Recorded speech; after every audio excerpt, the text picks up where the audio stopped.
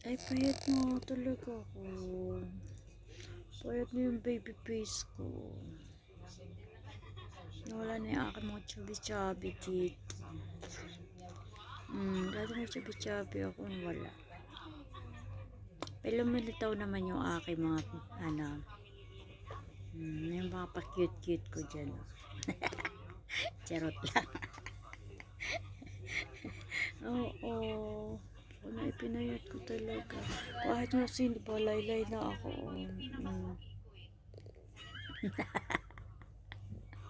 Pero okay lang.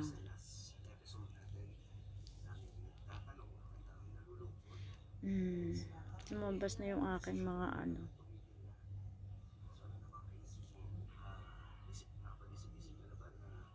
baka na ipinayat ko talaga.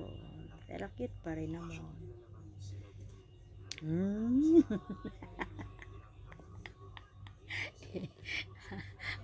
Asar lang. Kailangan enjoy life na lang. Huwag isipin lagi yung problema. Huwag isipin lagi kung ano yung mangyayari sa mga susunod. Huwag isipin yon. Isipin lagi is kung ano yung pwedeng gawin. Hindi pwede yung isipin kung ano yung mangyayari. Kung ano man yung mangyayari, yun ay saka na lang isipin pag mangyari. Pero pag hindi, isipin mo lagi na walang mangyayari. All is positive. God is good. God is always caring. Basta through direct to Him, to our prayers. Ayan. Walang imposible. Hindi ka naman ipapahamak. Hindi ka naman ilalagay sa masama. Hindi ka ipapa sa lahat. Basta totoo ka lang.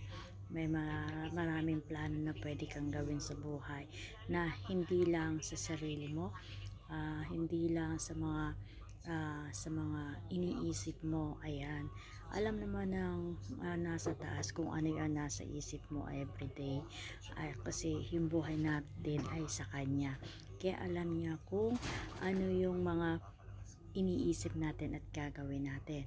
Kaya siya yung makakaalam kung saan tayo pwede niya dalhin sa ikakabuti. Ayan, syempre alam niya lahat yun. Kahit sa isa sa sama, alam din naman niya yun. Ayan, kaya positive lang, trust, believe, at saka tiwala lang talaga.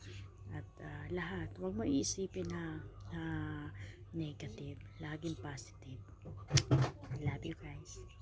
Love you, Lord. I love you, kids. I love you all.